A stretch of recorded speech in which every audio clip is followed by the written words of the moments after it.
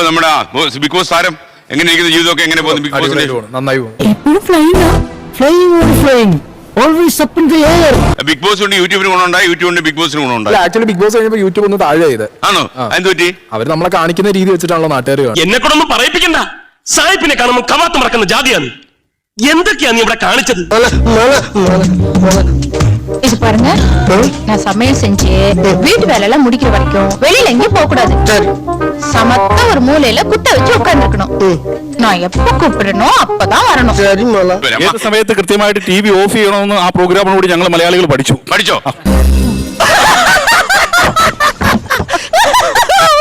എല്ലാവരും നല്ലവരൊന്നുമല്ല, എല്ലാവരും ഭാഗത്ത് തെറ്റുകൾ പറ്റുന്നുണ്ട്, മനുഷ്യരാണ്. ഇപ്പോ അതില് ഞാൻ ഇരുത്തിക്കൊണ്ട് പറയല്ല, മോശം പറയല്ല, നമ്മുടെ ആറാട്ടണ്ണൻ പിന്നെ ഇത്രയും വലിയ ആളായ നമ്മുടെ ആറാട്ടണ്ണൻ, പിന്നെ ഒരു അലൻ ജോസ് പേരർ, ഇവരൊക്കെ ആൾക്കാർ റോട്ടിൽ കണ്ടു കഴിഞ്ഞാൽ കല്ലെറിയുന്ന അവസ്ഥയിലേക്ക് വരെ എത്തുന്നത് അണ്ണനല്ല പറയുന്നത്. ഒരു സമയത്ത് അവന് പ്രാന്താണെന്നാണ് നാട്ടുകാർ പറയുന്നത്. ചിലപ്പോ എനിക്കും തോന്നും നല്ല അസല് ഭ്രാന്താണെന്ന്. ഇവരെ നന്നാക്കാനാണെങ്കിൽ നല്ല രീതിയിൽ പറഞ്ഞു കൊടുക്കാം. നീ ആരാടാ അത് ചെയ്യാൻ, നീ ഇറങ്ങി പോടാന്ന് പറയുന്നതിനെക്കാട്ടി നല്ലത് നമുക്ക് നല്ല രീതിയിൽ പറഞ്ഞു കൊടുക്കാൻ ഒരു ഓപ്ഷൻ ഉണ്ട്. ആ ഓപ്ഷൻ അവർ ചൂസ് ചെയ്യണ്ടേ? അവർ കൂടി ചൂസ് ചെയ്യണം. എന്താ കാര്യം? പേടിക്കണമെങ്കിൽ അതിന് ഒരു ബുദ്ധി വേണം. അതിവനില്ല. ഇവരൊക്കെ കാണുമ്പോൾ കല്ലെറിയാൻ സമൂഹം റെഡി ആയിട്ട് നിൽക്കുകയാണ്. ഇവർ ചെയ്ത ഒരു തെറ്റിനെ നിങ്ങൾ ഇങ്ങനെ പ്രകൃതിപ്പെടുത്തിക്കൊണ്ട് നിങ്ങൾ ഇന്റർവ്യൂ ചെയ്യുന്നത് എന്തിനാണ്? എന്ത് പറ്റിയടാ? ചായ നെറുകന്തലേക്കൊരു ബ്ലോക്ക് ആയതാ. എന്തിനാണ് ആവശ്യമില്ലാത്തവരെ ഇങ്ങനെ സപ്പോർട്ട് ചെയ്തുകൊണ്ടുള്ള ഇന്റർവ്യൂ? എന്തിനാണ് സീറോ ആയ മനുഷ്യനെ ആവശ്യമില്ലല്ലോ. പണി പാലുമ്പലത്തിലാണല്ലോ കിട്ടിയത്.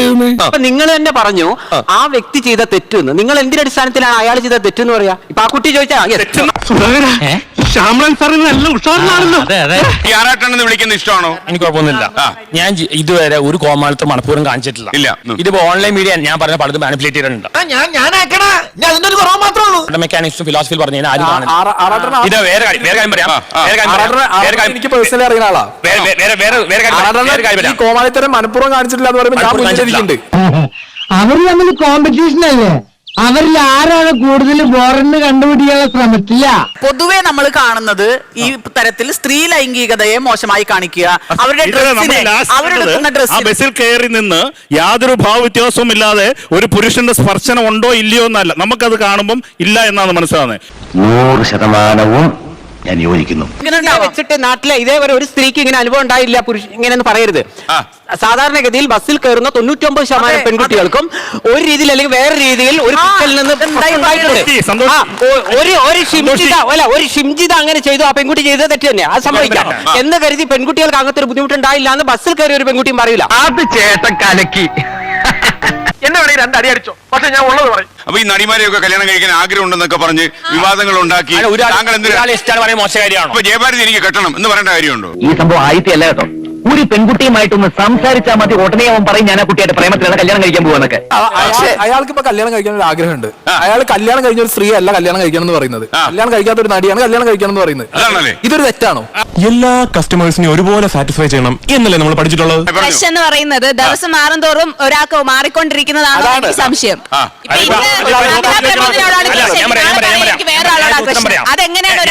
ഇതൊക്കെ ഒരു വഞ്ചനയാണോ? ഒരു സമയത്ത് ആ ഒരു പെണ്ണിനെ തന്നെ തിരഞ്ഞെടുക്കണം ആരെങ്കിലും പറഞ്ഞിട്ടുണ്ടോ? എനിക്കാണെങ്കിൽ ഒരു സമയത്ത് 3 പെമ്പിള്ളേരെ സ്നേഹം കിട്ടായിരുന്നല്ലേ കൈ ഇറക്കി. ഒരു കാലത്ത് ഞാൻ മോണോഗാമി നടന്നതാണ്. ഒരാൾ പ്രണയിച്ച നടക്കില്ല നടന്നപ്പോൾ മനസ്സിലായി ഇനി പോളിഗാമി നടക്കുന്നു മനസ്സിലായി. ഒരു പോളിഗാമിക്കുള്ള ആംബിയർ ഉണ്ടോ? 2ാം പ്രാവശ്യം പറഞ്ഞു ന്യൂസ് ഇട്ടു. ഇനി 3ാം പ്രാവശ്യം വേറൊരു നടീന്റെ പേര് പറഞ്ഞ ന്യൂസ് ഇടുന്നു. ഇയാളുടെ പ്രശ്നമല്ല ഇതൊക്കെ. ന്യൂസ് കൊടുത്ത് ഇയാളെ ഇതാക്കുന്ന ഇവരുടെ പ്രശ്നം. ഇത്രയും ഞാൻ ചെയ്തുകൊണ്ടിരിക്കും. ഞാൻ പൊട്ട സന്തോഷ് ജി ഇപ്പൊ എപ്പോ വന്നാലും പറയുന്നതാ ഇത് ന്യൂസ് ഇടുന്നതിനാ, ഇത് പോപ്പുലാരിറ്റിയിൽ കൊണ്ടുവരുന്നതിനാ. സന്തോഷ് ജി എങ്ങനെ പോപ്പുലറായി? അതാണ് സന്തോഷ് പോപ്പുലർ ആയത് എങ്ങനെ? സോഷ്യൽ മീഡിയയില് സന്തോഷിയുടെ സന്തോഷ് വെച്ച് കണ്ടന്റ് ആക്കിയതുകൊണ്ടാണ് സന്തോഷ്. അതുമായിട്ട് എനിക്കിട്ടൊന്ന് വെച്ചതാണല്ലോ. എന്റെ സ്വഭാവം അങ്ങനെ, ഞാൻ വെക്കുമ്പോ എല്ലാവർക്കും ഇട്ടൊന്ന് കൊള്ളും. ഒരു മിനിറ്റ്, സന്തോഷ് പണ്ഡിറ്റ് എങ്ങനെ വന്നു? സന്തോഷ് പണ്ഡിറ്റ് സ്വന്തം കയ്യിലെ പൈസ എടുത്ത് ഞാൻ സിനിമ ചെയ്യുന്നു. സോങ് സാർ ഒരു കംപ്ലീറ്റ് ചെയ്യട്ടെ. ഞാൻ ആർക്കും അങ്ങോട്ട് പൈസ കൊടുത്തിട്ട് ഏട്ടാ പ്ലീസ് എന്റെ ഇന്റർവ്യൂ എടുക്കുമെന്ന് ഞാൻ ഒരു പൊട്ടൽ എടുത്ത് ഞാൻ പറഞ്ഞില്ല.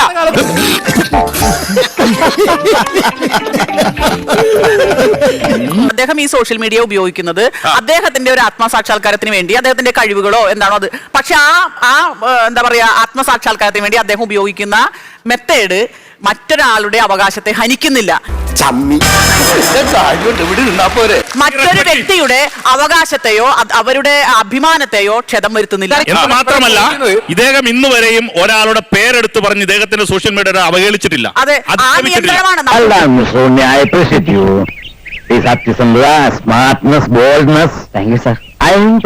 ഏറ്റവും കൂടുതൽ റീച്ച് ചെയ്തിട്ടുള്ള 3 കാര്യങ്ങൾക്കാണ്.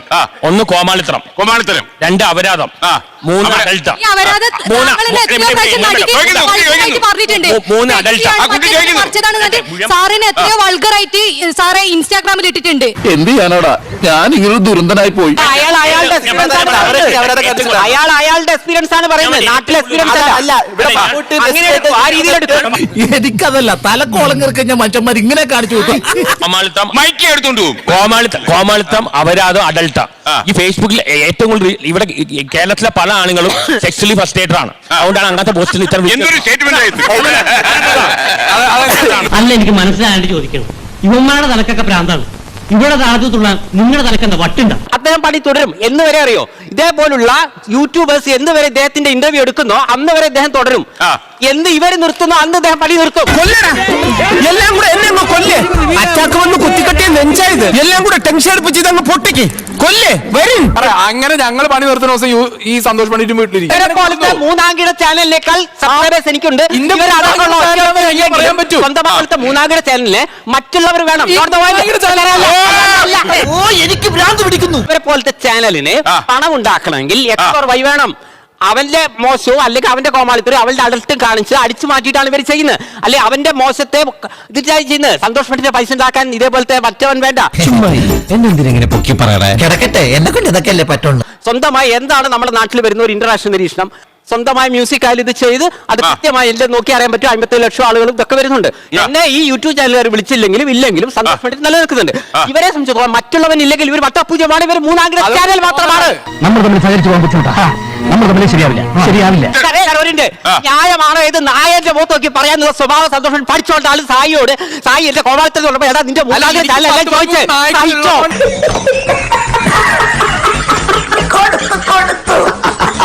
ഇവർ ഈ വർത്താനം പറഞ്ഞു കഴിഞ്ഞാൽ ഇപ്പൊ സന്തോഷ് പണ്ഡിറ്റിന് കോമാളിത്തരം പ്രശ്നമായി.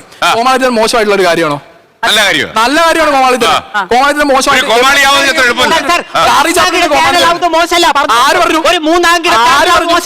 വിക്രമിച്ചേട്ടാ യു ആർ ഗ്രേറ്റ്. എല്ലാരും കൈവച്ചല്ലോ, ഇനി ആർക്കും പരാതിയില്ലല്ലോ. ഇതൊരു കാര്യം മറ്റേടത്ത് ഐഡിയ ആയിപ്പോയി. അവിടുന്നും കിട്ടി ഇവിടുന്നും കിട്ടി. ഇനി മരിച്ചാൽ ഐഡിയ പറയില്ലേ. പൊതുജനങ്ങളുടെ ശ്രദ്ധയ്ക്ക് 2 ദിവസത്തിനകം ഞാൻ കൂടുതൽ ശക്തി ആർജിച്ച് ഇവിടെ തിരിച്ചെത്തുമെന്ന് ഊന്നി പറയുകയാണ്. ഇനിയും ഞാനിവിടെ നിന്ന് ഡയലോഗ് പറഞ്ഞ കരഞ്ഞു പോകും. ഉസ്മാനെ രക്ഷപ്പെട്ടോ.